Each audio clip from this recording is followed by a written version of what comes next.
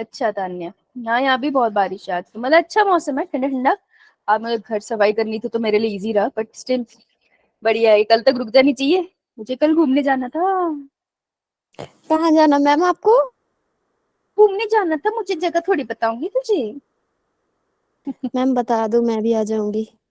देख बेटा, बारिश में घर पे रह, भूलना चाहिए। अच्छा जी चलिए। हम्म। सो हम करेंगे क्वेश्चन क्वेश्चन करेंगे हम, जो पिछले संडे टेस्ट किए थे। सबको स्क्रीन दिख रही है? यस यही मैम। ठीक है, सबको टेस्ट दिख रहा है? यही मैं ये रुक नो एक बार मैं, मैम। रुक जा बेटा, मैं एक बार खुद को ज्वाइन कर लूँ। पिछली क्लास में बच्चे ज्वाइन नहीं हो पा रहे थे, दोबारा से एरर ना आ जाएगी। क्या आज इंटरनेट का सबको प्रॉब्लम चल रहा है ना? यही मैं यो ठीक है, यो वन मैम मिनट बहुत है। ज्यादा। मैं भी ज्वाइन कर लेता हूँ, रुको। फिर कैसे चल रही है? कल की तैयारी करी है, कैसे चले जाओगे? हम कर रहे हैं। ऐसे चले जाएंगे। आपका एक टेस्ट होने वाला है, मॉक टेस्ट आने वाला है, अभी डेट नहीं बताई इन्होंने फाइनल। तो वो पूरा इंडिया का होता है। अवंती के जितने स्टूडेंट है पूरे इंडिया में, सबका एक साथ होता है। तो आपके मतलब बेसिकली आप सबके मार्क्स कंपेयर होके आपको आएगा कि पूरे इंडिया में आपका कितना रैंक है। तो ये जो आप पढ़ रहे हो ना, यही सारे मिक्स होके आएंगे एक साथ। तो साथ साथ में प्रिपेयर कर लो, एक एक चैप्टर करके, नहीं तो बहुत दिक्कत हो जाएगी। ऑल इंडिया रैंकिंग में ड्रॉप आ जाएगा। राइट, तो वो एक मैम तरह से संडे होता है। के दिन होगा? हाँ, होता संडे के दिन ही है। तो इसका यो मेन यो पर्पस मैम। होता है कि आप ये जान पाओ कि जब आप नीट देने जाओगे तो आप पूरे इंडिया से कम्पीट करोगे ना। तो आप ये जान पाओ कि पूरे इंडिया में आप कहाँ पे स्टैंड यो करते हो। तो आपका उस बच्चे से भी कंपटीशन होगा जो केरला में बैठ के अभी पढ़ रहा है, या फिर कोई राजस्थान में। तो हर बच्चे से आपका एक साथ कंपटीशन होता है, तो वो टेस्ट बहुत इंपॉर्टेंट है, और उस टेस्ट में यही चैप्टर्स आते हैं जो वो अभी कर रहे हैं। तो ट्राई कि आप लोग कोशिश करो कि साथ साथ में पढ़ लो। हर संडे टेस्ट के लिए दो दो चैप्टर भी पढ़ने लगोगे ना, तो आपका मेन टेस्ट की तैयारी हो जाएगी। ठीक है, तो अब जो हमारा संडे यो। टेस्ट है उसमें आपका टारगेट क्या है? टारगेट है आपका, जो आपकी नेगेटिव मार्किंग है वो कितने डिजिट में आनी चाहिए? 2 डिजिट या 1 digit? One digit. One 1 digit में डिजिट। आने चाहिए, यानी कि नेगेटिव क्वेश्चन 1 से लेकर 9 तक मैक्सिमम। इससे ज्यादा नेगेटिव क्वेश्चन नहीं होने चाहिए। तो केयरफुली पेपर करना है, ठीक है? आपका टारगेट ये है इस बार का, राइट? यही मैं तो मेक श्योर आप ये करो, जब आप ये करोगे ना आपके नंबर अपने आप आ जाएंगे। तो तुम इस पे फोकस करो, नंबर अपने आप आ जाएंगे। बस टारगेट ये तभी हो सकता है जब आप पढ़ते रहो। तो कीप ऑन प्रैक्टिसिंग, राइट? करते रहना, प्रैक्टिस हो जाएगा। चलो क्वेश्चन नंबर 1 करते, कलर बताओ। ब्लू। ब्लू बोल दिया उसने, या ब्लैक ब्लू। तो बोला करो। ब्लू पहले, ब्लैक तो पहले ही है। चलो, द टर्म प्रेसिपिटेशन, जो हम सभी समझ सकते हैं, इस टाइम चली रही है precipitation, include what? Rain, snow, hello, any form of water that fall on the ground. Answer would B D. D. क्यों? प्रेसिपिटेशन का मतलब क्या होता है कि जो वाटर होता है ना, वाटर जब कंडेंस हो जाता है तो वो फाइनली प्रेसिपिटेट करता है, वो गिरता है। ठीक है, तो वाटर कंडेंस होने का मतलब है कि ये वाटर के मॉलिक्यूल्स है, जब वो बहुत पास पास आने लग जाते हैं ना, तो वो प्रेसिपिटेट होने लग जाते हैं। आपने टेस्ट ट्यूब में भी देखा होगा, केमिस्ट्री लैब में। तो कंडेंसेशन का मतलब होता है चीजें जब पास आ जाती है। जब हम करते हैं ना डीएनए कंडेंसेशन, तो हम क्या करते हैं? डीएनए को हिस्टोन के आसपास रोल करके क्रोमोसोम में चेंज कर देते हैं, ऐसे ही करते हैं ना। तो ये कंडेंसेशन मैम का मतलब ही यही है कि मॉलिक्यूल को पास में ले आओ, राइट? तो रेन क्या होती है? पानी, वाटर मॉलिक्यूल वेपर की तरह आसमान में जाते हैं, बादल बनते हैं और गरजते हैं, जैसे अभी चल रहा है। स्नो क्या होती है कि जब वाटर ड्रॉपलेट्स नीचे निकलती है ना, निकलती वाटर ड्रॉपलेट्स है, लेकिन टेम्परेचर इतना ठंडा होता है कि आप तक पहुंचते पहुंचते वो स्नो में चेंज हो जाती है। ठीक, सो यही होता है, वाटर वाटर ही होता है ये जो नीचे आके गिरता है। तो आंसर वुड बी डी। ये पार्ट डी। आप ये पार्ट आप इकोलॉजी में करोगे, यहाँ नहीं करोगे। लेकिन यहाँ पे क्वेश्चन आ गया है समहाउ, तो that's fine. Now question number 32। So question number 32 के लिए कौन सा, ठीक है, कौन सा कलर? ब्लैक। ये ले black. So the colour blindness is more likely to occur in male than in female. Colour blindness जो डिजीज होती है वो ज्यादा लड़कों में देखी गई है एज कम्पेयर टू लड़कियों में। ऐसा क्यों है? Option B. ऐसा क्यों है? रीजन पूछा मैंने। हम जो वाई क्रोमोसोम है वो साइज में छोटा होता है। तो मैम, जो एक्स होता है वो डोमिनेंट होता है उस पे।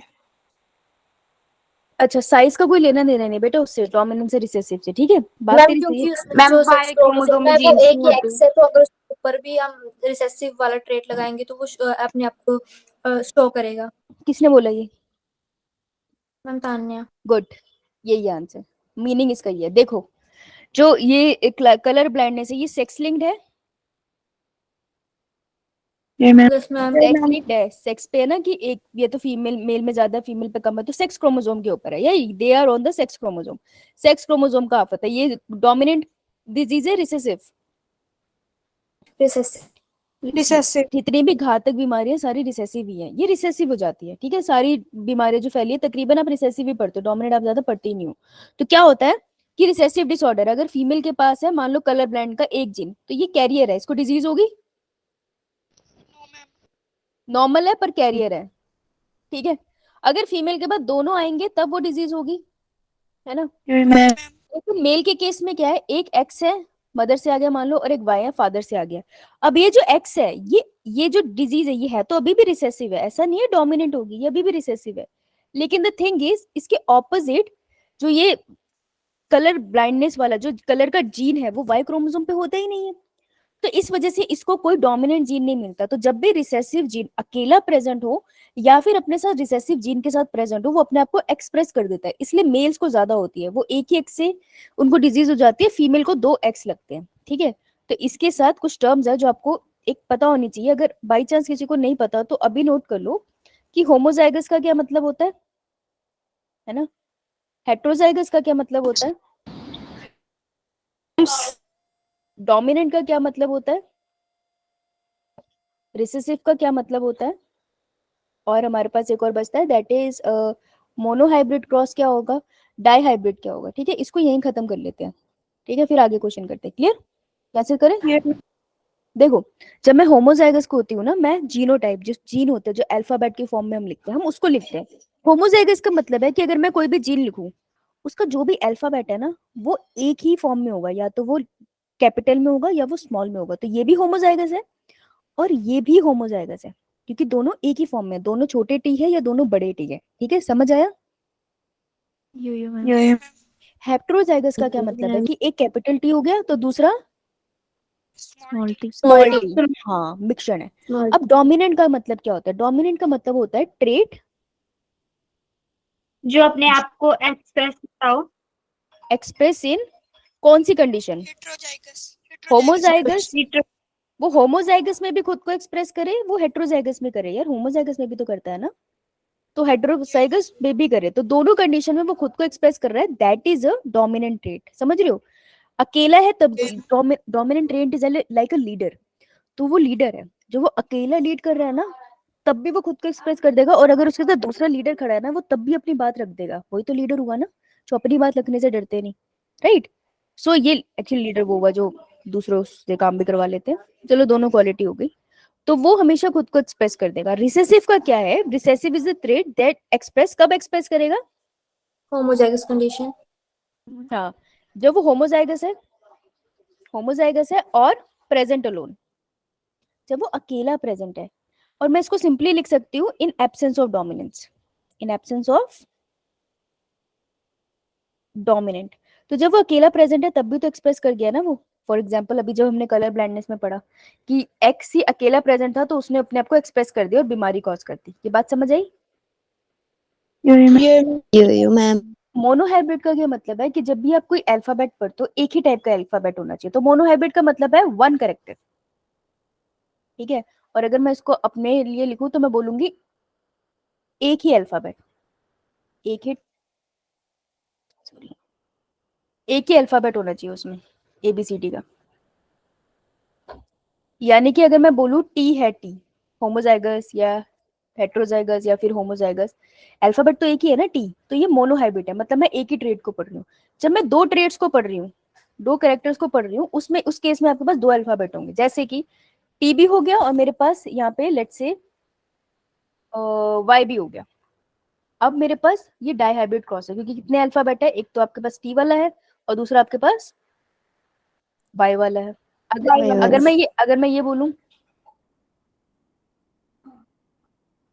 तो ये कौन सा क्रॉस है, कितने टाइप के Poly- अल्फाबेट है? कितने टाइप के अल्फाबेट है? मैम 2 तीन टाइप के 3। एक टी है आपके पास, एक वाई है आपके पास, एक सी है, तो 3। ये ट्राई हाइब्रिड क्रॉस होता है, आपके सिलेबस में नहीं है, ठीक है? क्लियर है आप Yeah, लोगों को ये टर्म्स? Yes ma'am. मैम चलो ऊपर चलते हैं, अब इजी हो जाएगा थोड़ा सा।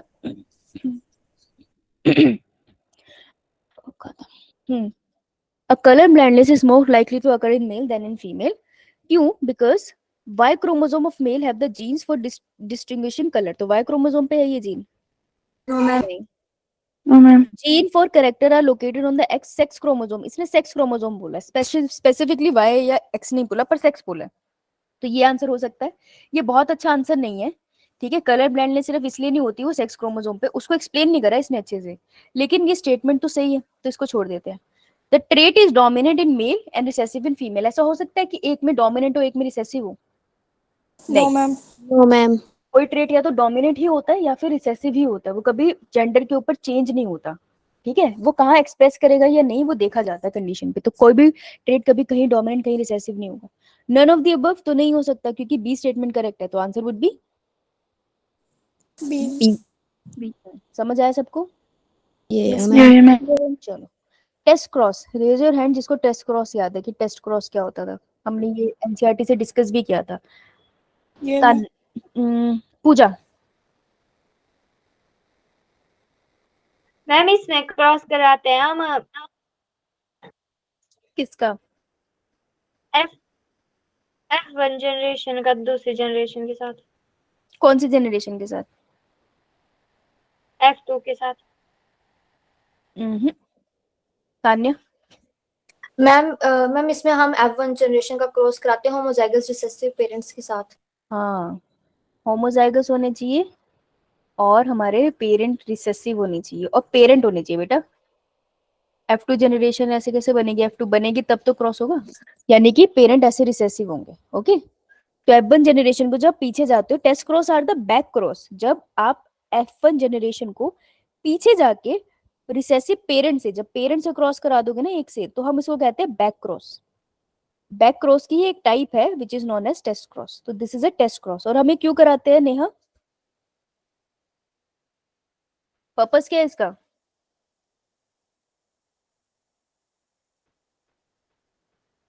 ये हम तब कराते हैं जब हमें F1 जनरेशन का जीनोटाइप ना पता हो। तो मुझे ये नहीं पता कि ये जो F1 में बच्चा है ना, ये कैसा है, ये कैपिटल ए है, छोटा है या कैपिटल ए स्मॉल है, मुझे समझ नहीं आ रहा।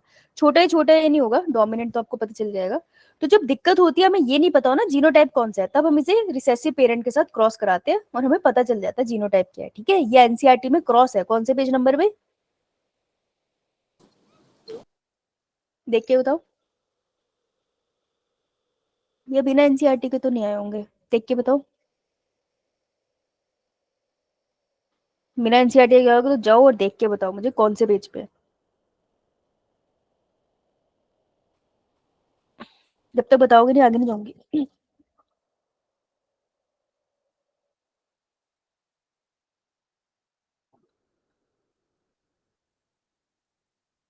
58। पेज नंबर 58 पे, ठीक है? तो इस क्रॉस पे स्टार लगा ले, इसमें बहुत क्वेश्चंस आते हैं, ओके? इसे इग्नोर नहीं करना है, राइट? तुम्हें पर्पस नहीं पता था ना, तो इस पे स्टार लगा ले,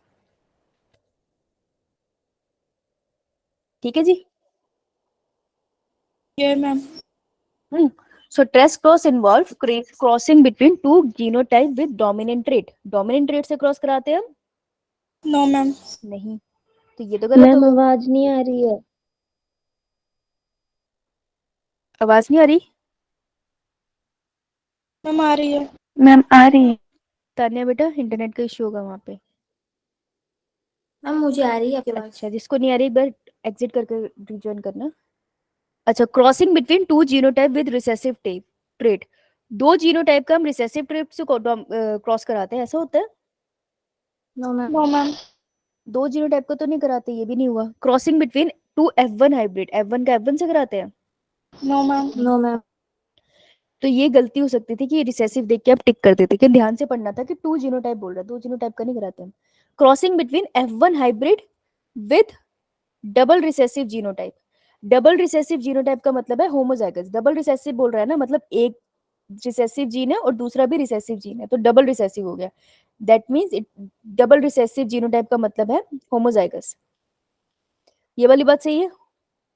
Yeah, ma'am. Yes, answer would B D. D. D. A gene is said to be dominant। अब देखो मैंने तुम नीचे कराया था gene is said to be dominant, कब कहोगे dominant? Answer would B C. Ma'am, C. C.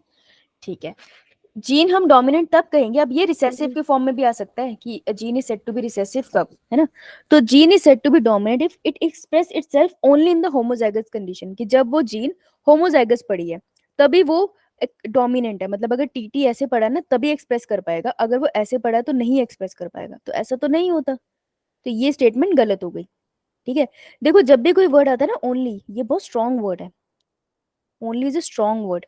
In statements को बहुत ध्यान से पढ़ना, ठीक है? ऐसी स्टेटमेंट का आपको ये है कि बहुत ध्यान से पढ़ना है इन्हें। नो इट एक्सप्रेस, डोमिनेंट वो है जो अपने आप को एक्सप्रेस करता है सिर्फ हेटेरोजाइगस कंडीशन में, मतलब ऐसे ही एक्सप्रेस कर पाएगा, ऐसा भी नहीं है, राइट? होमोजाइगस में भी करता है। It express itself both in homozygous and heterozygous, ये सही है। इट नेवर एक्सप्रेस इटसेल्फ किसी भी कंडीशन में, ये भी गलत है। तो आंसर वुड बी C. सी ना? तो ये सिर्फ एनसीईआरटी बेस्ड क्वेश्चन थे अभी तक 4, राइट? अगर आपके ये गलत हुए हैं ना, दैट मींस आपका जेनेटिक का चैप्टर आपने ढंग से पढ़ा नहीं है, तो उसको रिवाइज करने की जरूरत है। समझ आई बात? Yeah, ma'am.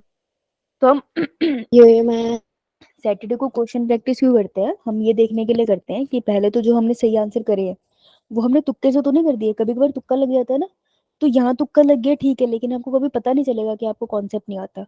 तो क्वेश्चन डिस्कशन का मतलब ये होता है कि आपको पता चले कि जो आपको क्वेश्चन किया है आपने सही कॉन्सेप्ट से किया है या नहीं, इसलिए हम सारे ऑप्शन डिस्कस करते हैं, है ना? तो आपको ये चेक हो जाता है कि आपको सही से ये टॉपिक आता है या नहीं।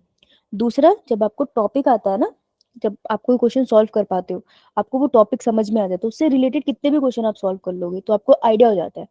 सो मेन पर्पस यही होता है कि जब हम क्वेश्चन डिस्कशन करते हैं, देखो आंसर की तो आपके पास पहुंच ही चुकी है ऑलरेडी, लेकिन क्वेश्चन डिस्कशन का मेन पर्पस यही है कि आपको पता चले कि ये क्वेश्चन में ये मेरा सही था तो एक्चुअल में मुझे कॉन्सेप्ट आता है, और अगर ये मेरा सही नहीं था तो ये कॉन्सेप्ट मेरा वीक है, मुझे जाके सर्टोली सेल के बारे में पढ़ना है। तो आप अपना टाइम वेस्ट नहीं करोगे कि आप खोल के बैठे हो मेल रिप्रोडक्टिव सिस्टम पढ़ने, तुम्हारे को सर्टोली सेल नहीं आते ना, तो सिर्फ वही पढ़ लो।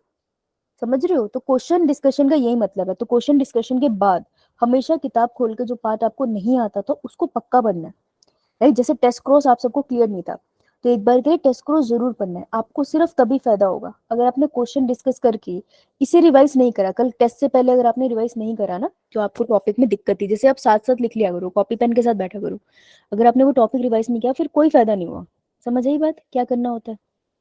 ये मैं यस, तो इसलिए मैं कभी पूछती नहीं कि आपके एग्जैक्टली कितने मार्क्स आए, किसको ये क्वेश्चन आता है, नहीं, ये फर्क नहीं पड़ता। मेन ये है कि जिसको समझ आ गया ना उसको क्या नहीं आता और उसने ठीक कर लिया, बस वही है, वही गेम है और कुछ नहीं।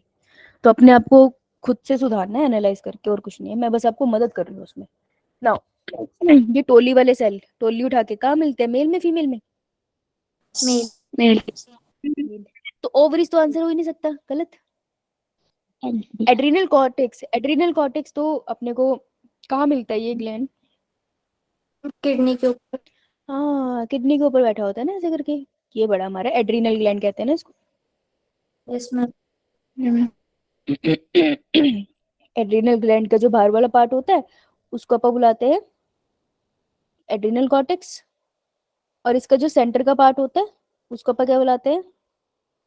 मेडुला, एड्रीनल मेडुला बुलाते हैं। ठीक है जी, ऐसे ही कुछ होता है जहां तक मुझे याद है, राइट? तो एड्रीनल ग्लैंड का कोई लेना देना नहीं था, टोली तो हमारी मजा आती नहीं।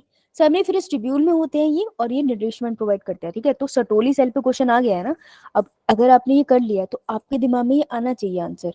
अगर नहीं आ रहा तो प्रॉब्लम है कि अगर सर्टोली सेल है तो सर्टोली सेल्स अपना काम करते हैं, उनके ऊपर कौन सा हार्मोन आके वर्क करता था पिट्यूटरी का, एफएसएच या एलएच? FSH. और फिर सर्टोली सेल क्या सिक्रीट करते थे?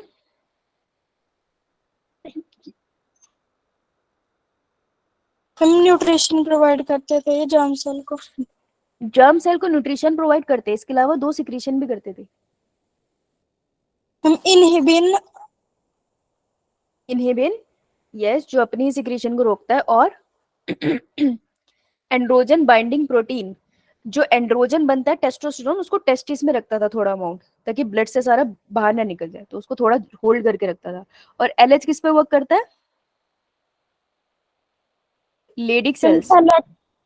हाँ, लेडिक सेल सिक्रीट करते हैं हमारे टेस्टोस्टेरोन, ये मैम, जो स्पर्मेटोजेनेसिस कराते हैं। सही बात है। ये मैम, तो जब सर्टोली सेल आ गया, आपको उसका फंक्शन यहाँ पे पता चल गया, राइट? और ये नरिशमेंट देते हैं जर्मिनेटिंग सेल्स को। इसके अलावा आपको पता चल गया कि इनका फंक्शनिंग किस तरीके से होता है। तीसरा क्वेश्चन ये बन सकता है कि ये कहाँ मिलते हैं, तो सेमिनिफेरस ट्यूब्यूल के अंदर मिलते हैं या बाहर? हम अंदर। अंदर। Inside seminiferous tubule, right? अब आपको लोकेशन पता चल गई, तो सर्टोली सेल का पूरा कॉन्सेप्ट क्लियर हो गया ना? ऐसे ये ऐसे करना होता है, ठीक है? देखो सर्टोली सेल दिखा तो उसके सारा नोट्स रिवाइज कर लिया। This is how you revise from questions. Time लगता है, लेकिन आप 2-3 हफ्तों से एक ही चैप्टर पे बार बार पेपर दे रहे हो, अगर फिर भी उसमें नंबर कट रहे हैं, दैट मींस कुछ गड़बड़ी है ना। तो अब ऐसे करके देखो। पेनक्रियास, पेनक्रियास नहीं होता sertoli cell, so answer would be, आपके पास answer would be C. C. ठीक है। इसी के साथ हमारा लेडिक सेल वाला भी रिवाइज हो गया। चलो, the testis in human is situated outside the abdominal cavity inside a pouch called scrotum. इस डायरेक्टली एनसीईआरटी की लाइन है, और पूरी लाइन से क्वेश्चन आता है, तो एनसीईआरटी को लाइन वाइज पढ़ना बहुत जरूरी है। पढ़ते रहा करो, इवन मैं भी रिवाइज करती रहती हूँ। ये जरूरी है, क्योंकि अब है तो इंसान ही ना। या तो आपकी आइडेंटिक मेमोरी है कि आपने कुछ एक बार देखा, आपको याद रह गया, अगर आपके पास वो है फिर तो ब्रिलियंट है, फिर तो कोई दिक्कत नहीं। लेकिन अगर आपके पास वो नहीं है, तो आपको रिवाइज करते रहना पड़ेगा। तो ये एनसीईआरटी लाइन है। तो वो बाहर क्यों होते हैं स्क्रोटम बॉडी से? किस लिए होता है? क्या रिलेशनशिप था? ताकि वो जब बॉडी टेम्परेचर टेम्परेचर बढ़ मेंटेन कर टेम्परेचर को मेंटेन करने के लिए। फॉर्मेशन के लिए। हाँ, बॉडी के कंपैरिजन में टेम्परेचर कम होना चाहिए टेस्टिस का, या ज्यादा? हम कम।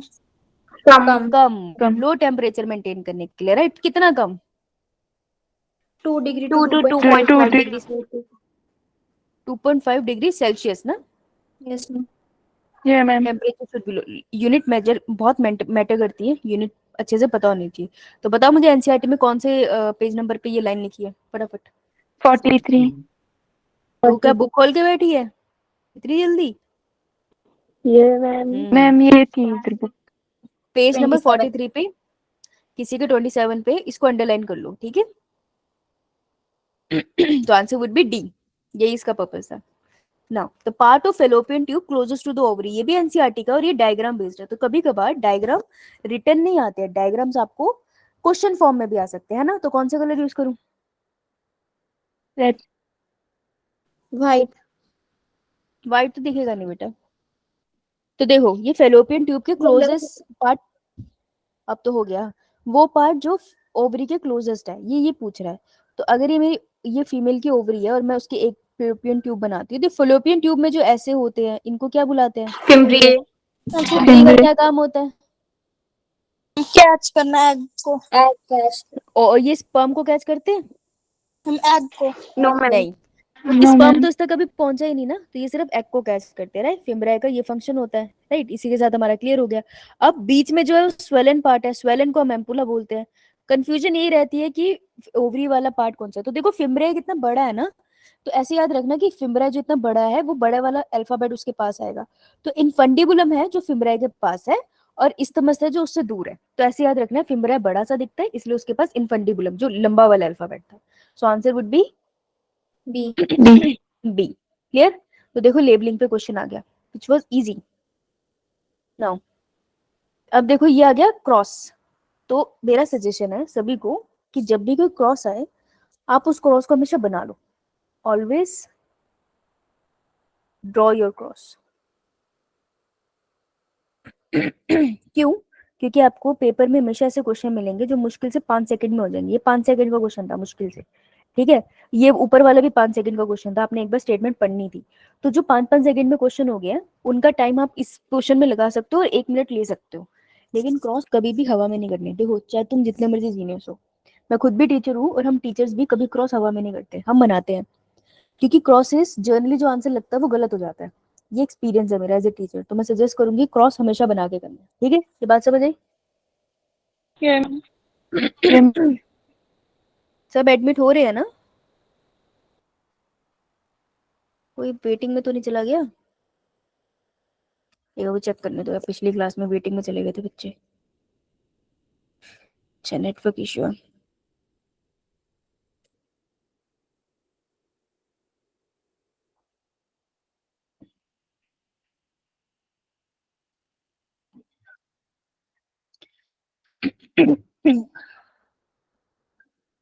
एक सेकेंड।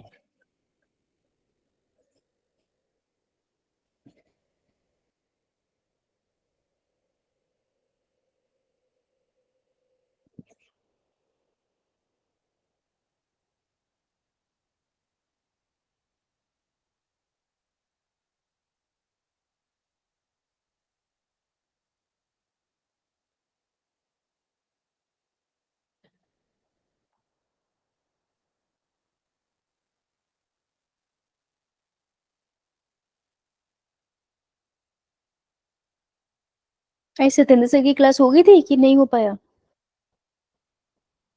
मैम हुई थी पर उनके बीच में सिग्नल नेटवर्क। हाँ यार नेटवर्क इशू हो सकता है, इतनी बारिश है। ओके चलो। So a girl has a blood group A and a brother has a blood group B. तो ये तुम्हें क्या बता रहे हैं? ये तुमको F1 जनरेशन बना रहे हैं कि जहां पर एक लड़की है जिसका ब्लड ग्रुप ए है और एक लड़का है जिसका ब्लड ग्रुप बी है। ठीक है, F1 जनरेशन का ये तुम्हें स्टेटस दिखा रहे हैं, है ना? Which combination of genotype can not belong to their parent. तुम्हें ये बताना है कि पेरेंट का जीनोटाइप क्या नहीं हो सकता। तो इनके पेरेंट के जीनोटाइप की बात हो रही है, ठीक है, ये आपको बताना है। ये बात समझ आई? बताना क्या है? ये मैम देखो, ये मैम जब भी आप ब्लड ग्रुप वाले क्वेश्चंस में ये आई देखते हो, आई का मतलब क्या होता है? Ali. Gene for blood group. ये जीन है इसका, इसको हम आई से रिप्रेजेंट करते हैं। अगर हम दो लिख देते तो हम उसको एलील कह देते हैं ना, different form of gene, I A I B, तो ये एलील हो गए। तो जो जीन है तीन डिफरेंट टाइप के हैं। मल्टीपल एलेलिज्म का एग्जांपल होता है ना ब्लड ग्रुप वाला, ये पता है ना? मैम तो एक जीन है आपके पास ए के लिए, एक जीन है आपके पास बी के लिए, और एक जीन है आपके पास आई के लिए। I represent O, correct? ये मैम एक इंडिविजुअल में दो ही जीन जाएंगे, ये बात सही है, लेकिन ये मल्टीपल एलेलिज्म शो कर रहा है। तो जैसे ब्लड ग्रुप का क्वेश्चन है उससे मेरा रिवाइज हो गया कि मल्टीपल एलेलिज्म का केस है ना? ये मैम और अगर आपने एनसीईआरटी पढ़ी है वहां देखोगे। तो मुझे पेरेंट का बताना है, ठीक है? तो पेरेंट में क्या कॉम्बिनेशन, तो बहुत सिंपल है, पेरेंट का कॉम्बिनेशन बना के देख लो। उनके बच्चे बनते हैं ये वाले। बच्चे कैसे बनने चाहिए? देखो, बच्चे कुछ भी हो सकते हैं, हमें बच्चों का एग्जैक्ट जीनोटाइप नहीं पता, पर हमें इतना पता है कि बच्चों का ब्लड ग्रुप ये तो ए होगा और एक का बी होगा, ठीक है? ये दोनों ब्लड ग्रुप आने चाहिए, राइट? तो वो वाला क्रॉस पॉसिबल है। तो क्रॉस मैं यहाँ बना रही हूँ, देखो। पुनीत ने इतना अच्छा स्क्वायर बनाया है, उसको यूज करो और परेशान होने की जरूरत ही नहीं है, राइट? तो जो मैं डब्बा बना रही हूँ उसको साथ बना लेना, फिर मैं रब कर दूंगी, नेक्स्ट बॉक्स आप बना के दिखाओगे मुझे, ठीक है? ये रहा हमारे पास क्रॉस। मदर का लिख लो ए ए और फादर का लिख लो बी एन ओ, इसको भर लो। ए बी ए बी ए ओ ए ओ, ये बना। ये मैम चार बच्चे होंगे इनके, अगर हुए तो चार बच्चे का बना के देखते हैं हम। तो लेट से ए, अगर एक बच्चा इनके पास ए ब्लड ग्रुप का हो सकता है, ठीक है, और एक बच्चे इनके पास ऐसे हो सकते हैं जिनका ब्लड ग्रुप ए बी हो। कोई भी बच्चा है जिसका बी ब्लड ग्रुप हो? No ma'am ma'am B no positive. Ma'am. कहीं पे है ऐसा वाला जीनोटाइप जो सिर्फ बी हो? No A ma'am B, no ma'am. A B no ma'am. हमेशा अपने आप को साथ में एक्सप्रेस करते हैं, क्योंकि ये एग्जांपल होता है। ए बी ब्लड ग्रुप किसका एग्जांपल होता है? कोडोमिन। कॉम्बिनेशन को डोमिनेंस, राइट? तो इसी के साथ आपको गो डोमिनेंस भी रिवाइज होता है कि दोनों जीन अपने आप को एक्सप्रेस करेंगे ही करेंगे, है ना? तो यहाँ पे कोई बी ब्लड ग्रुप का बच्चा नहीं हो रहा, लेकिन इस एग्जांपल में बच्चे का बी ब्लड ग्रुप होगा ना। दैट मीन्स ये मैम पेरेंट का ये कॉम्बिनेशन पॉसिबल नहीं है। तो ए पॉसिबल नहीं है, दिस इज ऑल आंसर। हमें ये तो ढूंढना था जो पॉसिबल नहीं है। समझ आया? ये ये मैम। ये मैम। ठीक है, चलो मेरे को नेक्स्ट डब्बे का क्रॉस बना के बताओ। बी, ऑप्शन बी बना के बताओ। कॉपी बनाओ फिर मैं पूछूंगी।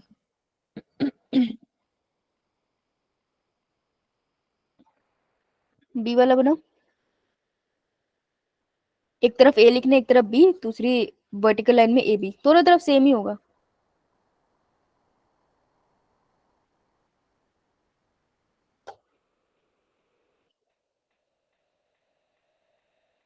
जानवी ज्वाइन कर ली है?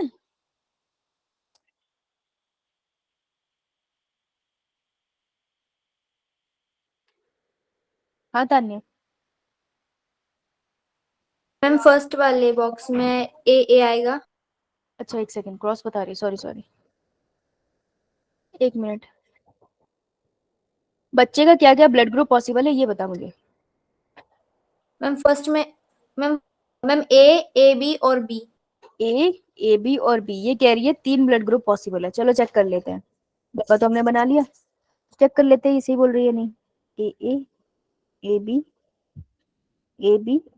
B C. तो बच्चे का ब्लड ग्रुप क्या हो सकता है? एक हो सकता है ए, एक हो सकता है ए बी और एक हो सकता है बी।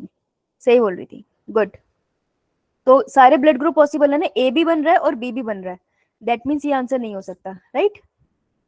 ये मैम। ये मैम। क्योंकि बच्चे का ब्लड ग्रुप ए बी तो दे ही रखा है। ये क्वेश्चन समझ आ रहा है ना तुम्हें क्या बात हो रही है? ये मैम। ठीक है, सी वाला बनाओ। मैम बना लिया। मैम एक सेकेंड, बता भाई। नेहा नेहा नेहा नेहा मैम एक ए ब्लड ग्रुप पॉसिबल है और एक बी। ए और बी ही पॉसिबल है, ठीक है। O A B, A O B O. हाँ, एक ए ब्लड ग्रुप, क्योंकि ओ एक्सप्रेस नहीं करता, एक ए ब्लड ग्रुप पॉसिबल है और एक बी पॉसिबल है, राइट? ये भी सही है, शाबाश। Bhumi next. Ma'am A B O B and A B O B and A. अच्छा, सारे ब्लड ग्रुप पॉसिबल है, देख लेते हैं। बी एंड ओ एक तरफ लिख लो, किसी भी तरफ कौन सा ब्लड ग्रुप लिख लो फर्क नहीं पड़ता। एक तरफ लिख लो मम्मी का, एक तरफ पापा का, तो ऑर्डर का ऐसा कुछ खास फर्क नहीं पड़ेगा। A B A O B O O, right? तो जिसके पास ए बी है ये ए बी ब्लड ग्रुप वाला बच्चा होगा। एक बच्चा ए ओ है मतलब ए ब्लड ग्रुप का होगा। एक बच्चा बी ओ है बी ब्लड ग्रुप का होगा। और एक बच्चा ओ है यानी कि ओ ब्लड ग्रुप का होगा, राइट? बिल्कुल सही, करेक्ट। तो सब केसेस में ए और बी ब्लड ग्रुप के बच्चे बने ही हैं, सिर्फ फर्स्ट केस को छोड़ के। सो answer would be A. Clear है सबको? An abnormal human baby with XXX sex chromosomes was born due to, एक बच्चा पैदा हुआ जिसके पास 3 X क्रोमोसोम्स है। तो पूछ रहे इसका रीजन क्या हो सकता है ना? तो अगर ऐसा कुछ है तो हमें पता है, हमेशा याद रखना ह्यूमन की बात हो रही है स्पेसिफिकली, कि ह्यूमन के केस में, अरे तुमसे कलर नहीं पूछा, कलर बताओ भाई। येलो। पर येलो बोल दिया उसने। ह्यूमन के केस में हमेशा याद रखना कि कितने भी ट्विंस बने, एग हमेशा एक ही होता है। एग, सॉरी, जितने भी ट्विंस बने एक एग के साथ हमेशा एक ही स्पर्म फ्यूज कर सकता है, ठीक है? 1 एग प्लस 1 स्पर्म ही होगा। कभी ऐसा नहीं होगा कि एक एग के ऊपर 2 स्पर्म लग जाए। बोलो पूजा। ट्विंस होते हैं, फिर उसमें मैम 2 एग होते हैं उस लेडी में। कौन से वाले ट्विंस? मतलब कि अगर लेडी मतलब कि ट्विंस होते हैं उसमें मैम, फिर 2 एग होते हैं अलग अलग। एक होते हैं ट्विंस ना, 2 कैटेगरी के होते हैं। एक होते हैं, माइक बंद कर ले बताती हूँ, मोनोजाइगोटिक ट्विंस, ठीक है? और एक होते हैं फेटर्नल ट्विंस, ठीक है? मोनोजाइगोटिक ट्विन होते हैं जिसकी कंडीशन है कि उसका सेक्स सेम होगा, लड़कियां लड़के ही होंगी, लड़के लड़के ही होंगे, ठीक है? फेटर्नल ट्विंस अलग हो सकते हैं। केस क्या होता है कि हर बार मोनोजाइगोटिक ट्विंस में क्या होता है कि ये एग है, सॉरी, ये उसके ऊपर आया स्पर्म, एक ही स्पर्म आया, मैंने कहा एक एग और एक स्पर्म होगा। उसके बाद जब ये फ्यूज कर जाते हैं तो क्या बन जाता है? Zygote. Zygote. For some Zygote. Condition zygote, for some condition zygote में ओवरऑल डिवीजन हो जाती है और वो क्या बन जाते हैं? 2 जाइगोट्स, ठीक है? 2 जाइगोट बनते हैं, ये आगे चल के एक बेबी बना देगा और ये आगे चल के बेबी बना देगा। तो ऐसे बच्चे ट्विंस हुए। स्पर्म एक ही था, तो अगर स्पर्म के पास क्रोमोसोम एक्स था तो सारी दोनों लड़कियां होगी, क्रोमोसोम वाई था तो दोनों लड़के होंगे। इसे कहते हैं मोनोजाइगोटिक ट्विन। समझ आया? Yes ma'am. ये वो वाले Yes, बच्चे हैं जो ma'am. बिल्कुल सेम दिखते हैं, आप बिल्कुल फर्क नहीं कर पाते हो, ठीक है? एक स्पर्म एक एग। अब फेटर्नल ट्विन क्या होते हैं कि मान लो फीमेल की बॉडी से, बना देती हूँ तो ज्यादा अच्छा नहीं तो कंफ्यूज जाओगे। तो फीमेल की बॉडी से हर ओवरी से एक एग निकलता है ना हर महीने, पर बाय चांस किसी टाइम 2 एग निकल गए। स्पर्म तो बहुत सारे आते हैं ना, तो यहाँ भी एग है, यहाँ भी एग है, 2 एग निकल गए, तो स्पर्म तो दोनों की तरफ जा रहे होंगे, तो यहाँ के स्पर्म फ्यूज कर गया, है ना। तो यहाँ पे आपको कितने जाइगोट बने हुए दिख रहे हैं? 2। हाँ, अलग अलग जाइगोट बने, है ना। एक एग से एक स्पर्म का फ्यूजन हुआ है, लेकिन 2 एग थे यहाँ पे अलग अलग, राइट। तो जब दो दो अलग एग बने, अब देखो ये जो यहाँ पर हमारे पास गया स्पर्म, ये स्पर्म मेल भी हो सकता है, फीमेल भी हो सकता है ना। इसके बाद वाई भी हो सकता है और एक्स भी हो सकता है। सिमिलरली इसके पास भी वाई और एक्स भी हो सकता है, दोनों पॉसिबिलिटी है ना। तो इस केस में जो ट्विंस बनेंगे ना, वो ट्विंस लड़का लड़की भी हो सकते हैं, लड़की लड़की भी हो सकते हैं, लड़का लड़की भी, कुछ भी हो सकते हैं, जेंडर सेम भी हो सकता है, डिफरेंस भी हो सकता है। समझ आई बात? ये मैम। Yes ma'am. तो ये थोड़ा एक दूसरे से थोड़ा डिफरेंट दिखते हैं, क्योंकि अंडा भी डिफरेंट है और स्पर्म भी डिफरेंट है। तो डिफरेंट एग होगा और डिफरेंट स्पर्म होगा, उसमें सेम एग सेम स्पर्म होता है, राइट? क्लियर? ये मैम। लेकिन ऐसा कभी नहीं होता कि एक एग हो और उसके ऊपर 2 स्पर्म आ जाए। तो पॉलीस्पर्मी प्रिवेंट करने के तरीके थे ना हमारे पास, है ना, स्लो ब्लोक और फास्ट ब्लोक। सो कभी भी ऐसा नहीं होगा एक एग पे 2 स्पर्म आए। अब जो स्पर्म होता है उसके पास क्या पॉसिबिलिटी कि अगर एक स्पर्म है तो स्पर्म कौन सा जीन कैरी, कौन सा गेमिट कैरी कर सकता है, सेक्स गेमिट? वाई। या तो वो एक्स कैरी कर वाई सकता मैम। है या फिर वो वाई कैरी कर सकता है। बेटा मेल के पास एक्स एंड वाई होती है ना, ये मैम। है ना। तो फादर के बाद एक्स एंड वाई है, तो जब वो गेमीट बनाएगा वो एक्स बना सकता है, कुछ स्पर्म के पास एक्स होगा, कुछ के पास वाई होगा, राइट। फीमेल के पास तो हमेशा एक्स होता है ना, एग के पास। तो फीमेल के पास एक्स यस। है, वो भी 2 गेमीट बनाएगी, एक्स वाला और एक एक्स वाला। इतना क्लियर है? Yes ma'am. अब देखो, an abnormal human baby with triple X sex chromosome was born due to, क्यों बना था ये, वो ये पूछ रहा है। फ्यूजन ऑफ 2 ओवा विद 1 स्पर्म, वो कह रहे 2 एग ने एक स्पर्म को फ्यूज कर दिया। ऐसे नहीं हो सकता, एक स्पर्म एक ही एग को फ्यूज कर सकता है, ये बात तो हमें क्लियर है ना, एक स्पर्म एक एग का concept. Yes ma'am. First option तो इनकरेक्ट है। Fusion of 2 sperms and 1 ovum, ये भी नहीं हो सकता, ये बात भी हमें क्लियर है। और अगर होता, मान लो, ऐसा नहीं है कि होता नहीं है, होता है, पर वो बच्चा कभी भी आज तक पैदा नहीं हुआ है, उनकी अबॉर्शन हो जाती है फेलोपियन ट्यूब के अंदर ही। जैसे ये एग है और इसके साथ 2 स्पर्म आ गए, मान लो किसी तरीके से 2 स्पर्म घुस गए, तो ओवरऑल प्लॉइडी क्या हो जाएगी, जाइगोट होता है 2n ना, इस केस में हो जाएगा 3n। ह्यूमन यो में मैम। 3n प्लॉइडी सस्टेन नहीं कर पाती, क्योंकि ह्यूमन 2n होते हैं, तो ये बच्चा अबॉर्ट हो जाता है अपने आप, तो ये कंडीशन हो नहीं पाएगी, ठीक है। Now formation of abnormal sperm in the father, अगर स्पर्म एबनॉर्मल हुआ भी, तब भी वो बेबी को एक ही तो एक्स क्रोमोसोम दे पाएगा ना, वो 2 तो दे ही नहीं पाएगा, राइट। क्योंकि देखो अगर फादर में कोई कमी होगी, मान लो फादर में कोई दिक्कत होगी, ये फादर थे और उन्होंने अपने बच्चों को जब मतलब स्पर्म बनाए, तो एक ही में दोनों चले गए, होता है ना ऐसा भी, और दूसरा खाली रह गया, तब भी तो फादर के स्पर्म के पास एक्स एंड वाई होगा ना, पर यहाँ पे तो कहीं पे भी वाई मेंशन नहीं है। तो अगर वाई मेंशन नहीं है, इसका मतलब ये डिफेक्ट किसने कॉज करा होगा? मदर ने। मदर ने। फॉर्मेशन ऑफ एबनॉर्मल ओवा इन द मदर, ये आंसर है। हुआ क्या होगा कि जब वो एग बना रही थी ना, देखो ये वाली कंडीशन में जब वो एग बना रही थी, एक ही एग के अंदर दोनों एग्स चले गए और दूसरा बेचारा खाली चला गया। ऐसा तो देखते हैं ना हमने, डाउन सिंड्रोम में भी हमने देखा था, ऑटोसोम में बोलते हैं, है ना। अब इस एग के साथ जब स्पर्म फ्यूज करेगा एक्स क्रोमोसोम वाला, तो कितने जाइगोट के पास कितने एक्स क्रोमोसोम होंगे? 3। हाँ, जाइगोट के पास 3 एक्स क्रोमोसोम होंगे, यही तो क्वेश्चन था, तो answer would B D. Clear है? ये मैम। ये चलो मैम। नीचे चलते हैं और question number 40, a human female with Turner syndrome, कौन बताएगा मुझे what is Turner syndrome?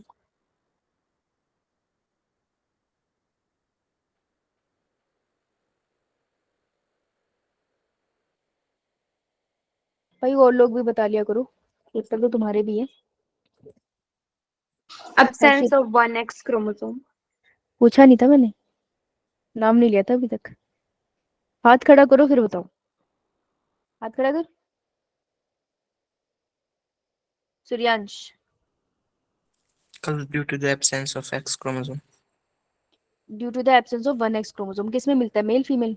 Female. Female के केस में मिलता है, गुड। फीमेल स्टेराइल होती है, फर्टाइल होती है? Sterile.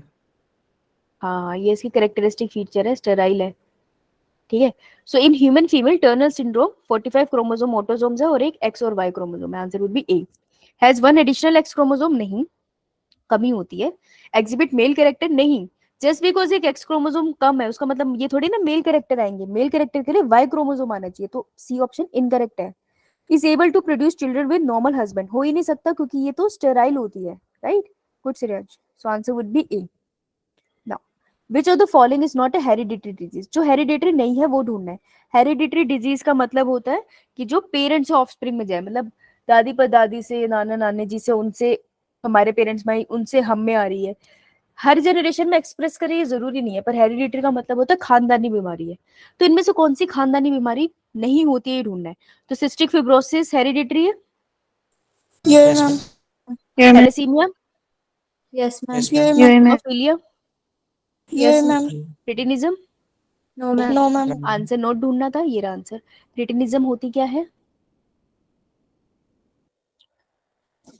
ये जो बीमारी मेंशन करी है ना, नीट इस पे बहुत क्वेश्चन पूछता है, ये 11th का पार्ट है। क्रिटिनिज्म तो नहीं आता, दैट इज फाइन, लेकिन आपके पास पेपर आ चुका था ना, तो अब आपको देखना था। अगर आपने नहीं देखा दैट इज नॉट फाइन, फिर आपका नुकसान हो गया है ना। इसलिए क्वेश्चन जरूर चेक किया करो जो आपसे नहीं हुए, वो बहुत इंपॉर्टेंट है। क्रिटिनिज्म होता है हाइपोथायरॉयडिज्म की वजह से, मतलब कि जो फीमेल प्रेग्नेंट होती है ना, तो प्रेग्नेंट फीमेल से बच्चे को चला जाता है। जैसे कोई फीमेल प्रेग्नेंट है और उसमें थायराइड हार्मोन की कमी है, तो अगर उसमें थायराइड हार्मोन की कमी है ना जब वो प्रेग्नेंट है, तो बच्चा जो पैदा होगा वो क्रिटिनिज्म के साथ होगा। क्रिटिनिज्म बहुत सीरियस बीमारी है, इसमें बच्चा मेंटली रिटार्डेड होता है, उसका आईक्यू बहुत कम होता है, उसको बहुत सारी प्रॉब्लम होती है। तो क्रिटिनिज्म बहुत ही सीरियस काइंड ऑफ डिजीज है। तो फीमेल जो प्रेग्नेंट होती है उसके थायराइड के बहुत टेस्ट होते हैं, टू इंश्योर कि थायराइड ज्यादा भी ना हो या कम भी ना हो, क्योंकि बच्चे पे सबसे ज्यादा इफेक्ट थायराइड कर जाता है।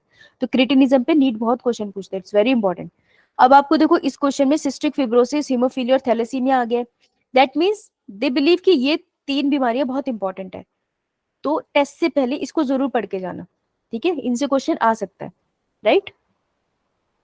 जैसे इस बार इन्होंने पूछ लिया ना which of the following is not a hereditary disease, अगली बार आपको सारी डिजीज में किसी एक का नाम लिख देंगे और पूछ लेंगे which of the following is a hereditary disease. तो अगर आपको नहीं, आपने रिवाइज किया तो आप भूल जाओगे, तो उसको प्रिपेयर करके जाना है, ठीक है।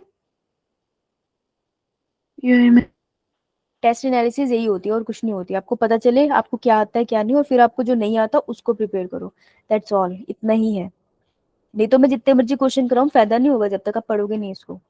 अच्छी, how many types of genetically different gamete will be produce in A heterozygous plant having a genotype AABBCC। वो तुमसे पूछ रहा है गैमीट कितने बने, वो तुमसे ये नहीं पूछ रहा F1 जनरेशन में बच्चे कितने बने, F2 जनरेशन में बच्चे कितने बने, वो जनरेशन में नहीं पूछ रहा, वो आपसे गैमीट पूछ रहा है। तो उसने पेरेंट बता दिए, पेरेंट है capital A capital B capital, ये पेरेंट का जीनोटाइप है। वो पूछ रहा है अगर ये जीनोटाइप है 3 डिफरेंट जीन्स के लिए है ना, ये ट्राई हाइब्रिड क्रॉस है, तो पूछ रहा है हर गैमीट में, मान लो अगर ये फीमेल है तो ये हर अंडे में कौन कौन से जीन देगी। देखो हर एग में ये एक अल्फाबेट तो देगी, अब ये कौन सा देगी इसके साथ, capital B small b capital C small t, तो ऐसे कितने कॉम्बिनेशन बन पाएंगे ये पूछ रहा है वो, कि जब फीमेल अंडा बनाएगी या मेल स्पर्म बनाएगा तो किस तरीके के कॉम्बिनेशन बनेंगे। तो सबसे पहला क्वेश्चन था कि ये गैमीट पूछ रहा है, इस क्वेश्चन में दिमाग लगना था अगर आपको गैमीट बनाने नहीं आते हैं तो गैमीट बनाने का सिंपल सा प्रोसेस होता है, जैसे जो अल्फाबेट सेम है उसको तो एक ही बार लिख सकते हो। फॉर एग्जाम्पल अगर ये फीमेल है और इसके पास ए और ए क्रोम गैमीट है, सॉरी ए और ए का जीन है, तो जब ये अपना एग बनाएगी, ये तो इसका डाइप्लॉइड सेल है बेटा, जब ये एग बनाएगी तो किसी एग को कैपिटल ए जाएगा, किसी एग को कैपिटल ए जाएगा, मतलब सारे एग को कैपिटल ए ही जा रहा है ना, इतना तो समझ आ रहा है ना, है ना। यही फीमेल का जो बी क्रोमोसोम है, किसी एग को कैपिटल बी जाएगा, किसी एग को स्मॉल बी जाएगा, ये बात क्लियर है सबको। यो मैम। तो गैमीट कैसे बनाते हैं, गैमीट को सिंपल करके बनाते हैं, इसके बहुत से तरीके हैं, सबने अलग अलग सीखे होंगे, मैं जो यूज करती हूँ मैं वो बता रही हूँ, आपको जोन से इजी लगता है वो यूज कर सकते हो, कोई सीन नहीं है। देखो ये 2 अल्फाबेट है ना एक जैसे, एक जैसे का मतलब है कि एक तो अल्फाबेट ABCD में एक जैसे हो और दूसरा कैपिटल और स्मॉल आपको देखना होता है, तो दोनों कैपिटल है तो मैं इसको एक ही बार लिखती हूँ, ठीक है। अब नेक्स्ट का चार्ट बना लो इससे, तो ए के साथ बी भी जाएगा सी भी जाएगा, हमें देखना है कौन, तो ए के साथ कैपिटल बी भी जा सकता है और एक के साथ स्मॉल बी भी जा सकता है, ठीक है। अब बी के साथ कैपिटल सी भी जा सकता है और छोटा वाला सी भी जा सकता है, सिमिलरली छोटे बी के साथ भी कैपिटल सी जा सकता है और छोटे वाला सी जा सकता है। अब आपको जीनोटाइप लिखना है तो कैसे करोगे, बैक ट्रैक कर लो। ये वाला इसके साथ देखो, कैपिटल ए सबके साथ कॉमन रहेगा, तो पहला कॉम्बिनेशन है कैपिटल ए, कैपिटल बी और कैपिटल सी। दूसरा कॉम्बिनेशन क्या होगा, छोटा सी, बड़ा बी और बड़ा A. This with B, copy में बनाओगे तो ज्यादा ABC। अच्छा है। हाँ, capital A, capital B, small C. ABC नहीं बोलना, कैपिटल और स्मॉल साथ में बोलना है। समझ कैसे आएगा नहीं तो। Next combination is capital C, small B and capital A, क्योंकि ये सबके साथ है। Capital A, small B, capital C. और लास्ट कॉम्बिनेशन वुड बी क्या होगा, capital A, small B, small C. हाँ, तो कितने कॉम्बिनेशन बने, 4। तो गैमेट पे 4। कितने कॉम्बिनेशन पॉसिबल है, 4, 4। है ना। तो अपनी कॉपी खोलो, लेट्स सी आपको समझ आया है नहीं, तो मेरे को इसका कॉम्बिनेशन बना के बताओ एक बार।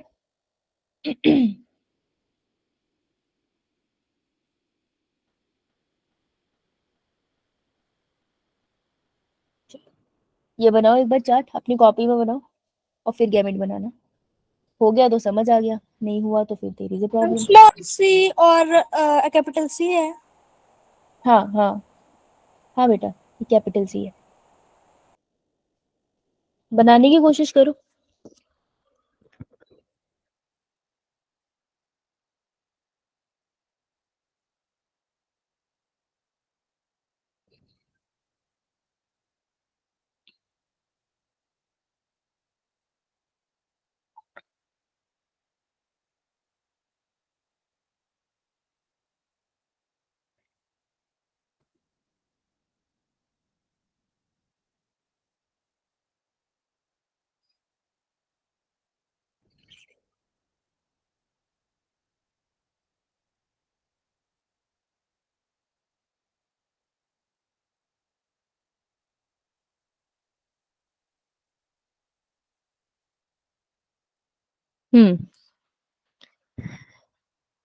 चलो देखो, अब मैं बना रही हूँ, तुम चेक करो तुम्हारा यही बना है या नहीं। अगर नहीं बना है ना, तुमको अभी भी नहीं आया, तो मुझे क्लास के बाद मैसेज करना है, ठीक है। नहीं तो आज क्लास के बाद रुक जाना, ओके। मुझे बस याद दिला देना क्लास के बाद रुकना है, नहीं तो मैं भूल जाऊंगी, ठीक है जी। देखो, आपका था स्मॉल ए, तो एक ही बार स्मॉल ए लिख लो। उसके साथ बी जाएगा, या तो छोटे वाला बी जाएगा या तो बड़े वाला बी जाएगा। बी के साथ सी जाएगा, या तो छोटे वाला जाएगा या तो बड़े वाला जाएगा। यहाँ पे भी या तो छोटे वाला जाएगा या तो बड़े वाला जाएगा। सबके साथ सारे कॉम्बिनेशन बन गए। तो क्या जनरेशन बनेगी, पहले केस में छोटा ए, छोटा बी और छोटा सी। दूसरे केस में छोटा ए, छोटा बी और कैपिटल सी। तीसरे केस में छोटा ए, बड़ा बी और छोटा सी। फोर्थ केस में छोटा ए, बड़ा बी और बड़ा सी। ये बने कॉम्बिनेशन। मैम। जिसका भी नहीं बना ना, मुझे क्लास के बाद रोक लेना, ठीक है। जो नेक्स्ट क्लास होगी 8:15 वाली, ओके ओके। चलो, pure line breed refers to, या प्योर लाइन का ना सिंपली मतलब होता है कि होमोजाइगस होना चाहिए। ओके, होमोजाइगस का क्या मतलब होता है, हमने नीचे बात करी थी ना। होमोजाइगस इज समथिंग, जो भी अल्फाबेट है या तो वो कैपिटल में हो या वो स्मॉल में हो, वो होमोजाइगस होता है। तो अगर टी कैपिटल में, दिस इज होमोजाइगस। छोटा टी है, then this is also homozygous. तो प्योर लाइन का मतलब ही होता है कि कंडीशन होमोजाइगस होनी चाहिए, यही रूल है उसका, ओके। तो pure line breed refers to homozygosity only, only इसी का मतलब है। ना सेल्फ असॉर्टमेंट की बात है, ना लिंकेज की बात है, किसी से कंफ्यूज नहीं करना। प्योर लाइन का मतलब ही होमोजाइगस होता है, क्लियर। तो आंसर वुड बी सी। किसी को कोई डाउट अभी तक नहीं, तो बताओ फिर कौन सा कलर, ब्राउन। पर्पल। ब्राउन बोल दिया। कौन सा पर्पल। Brown, 1 2 3 4 third. ब्राउन बोल दिया भाई उसने, अब तो ब्राउन होगा। चलो, ma'am a man with a man with enlarged breast, उसकी ब्रेस्ट है, उसमें स्पार्स बॉडी हेयर है, स्पार्स बॉडी हेयर, कहीं कहीं बाल है कहीं कहीं नहीं। उसमें जीनोटाइप है XXY। जैसे ही XXY का जीनोटाइप दिखा, आपको पता था ये डिजीज कौन सी है, क्लीन क्लाइनफेल्टर सिंड्रोम, राइट। तो क्लाइनफेल्टर सिंड्रोम में जो आपको ये फीमेल फीचर मिलते हैं, इन फीमेल फीचर का मिलने की कंडीशन को हम क्या बुलाते हैं? गायनेकोमेस्टिया, है ना? गायनेकोमेस्टिया से हम कहते हैं, राइट। गुड, ठीक है। Now next is statement based. Statement based question मेरे को तो पसंद नहीं है, तुम्हें कैसे लगता है? मैम हमको भी अच्छे नहीं लगते। अच्छे नहीं लगते मैम। है ना, ऐसा लगता है कि मैं सही जा रही थी, सब सही चल रहा था, पता नहीं गलत कैसे हो गया। ये मैं ये इसकी यही प्रॉब्लम है स्टेटमेंट बेस्ड वाले क्वेश्चन, लेकिन हमें करते तो रहना है। तो इनका एक ही सॉल्यूशन है कि बार बार प्रैक्टिस करते रहो, और क्या ही कर सकते हैं। तो प्रैक्टिस करते हैं और हमेशा इनको ऊपर ही सॉल्व कर लो, नीचे नहीं करना, ऑप्शन नहीं देखना, है ना? ये मैम मैं alright,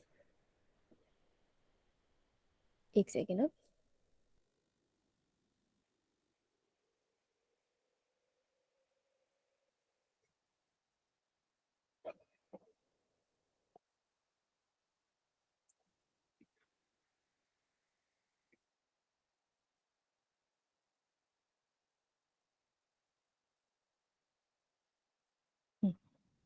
so phenylketonuria is an inborn error of metabolism. सही बात है, एरर ऑफ मेटाबॉलिज्म है ये, ऐसा है।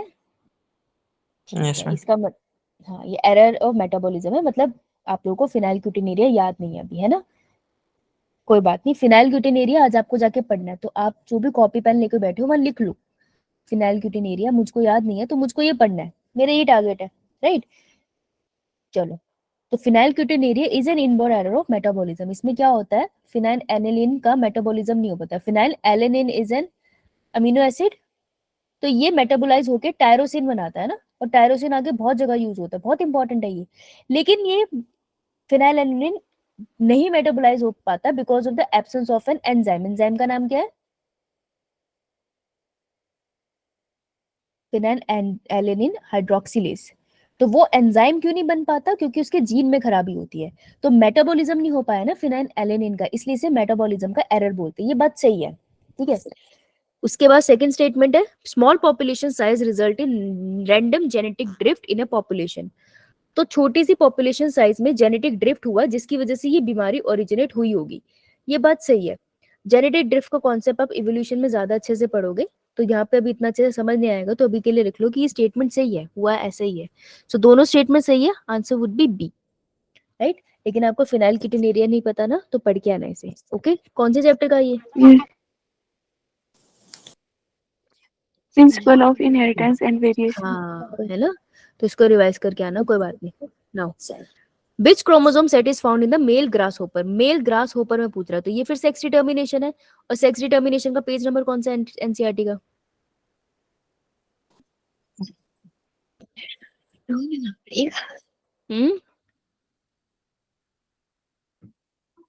पेज नंबर बताओ। 87। 87। तो बिना सेक्स डिटर्मिनेशन के तो जाना ही नहीं है ना। सेक्स डिटर्मिनेशन और डिजीज पे तो क्वेश्चन सबसे फ्रीक्वेंट आते हैं। तो ग्रास होपर मेल में कौन से टाइप का सेक्स आपको क्रोमोसोम मिलता है? एक्स नॉट टाइप का। हाँ, तो ये तो वैसे भी लर्निंग है ना, तो सीधा आपको एनसीईआरटी से मिल रहा लर्निंग वाला पार्ट है, तो ये आपको रिवाइज करना ही है, राइट। तो अभी जब आपकी 15 मिनट्स की ब्रेक होगी तो उसमें ब्रेक ही लेनी है, उसमें नहीं पढ़ना। लेकिन कल क्या करोगे? अब तो आपका देखो इवनिंग हो गई, क्या करोगे? अब तो रात होगी एक तरह से। कल टेस्ट से पहले जो आपको यहाँ पे प्रॉब्लम आई है ना जिन टॉपिक में, उनको रिवाइज करके फिर टेस्ट देना, ठीक है। लेकिन बिना प्रैक्टिस करे मत देना, नहीं तो आपको नुकसान हो जाएगा, राइट।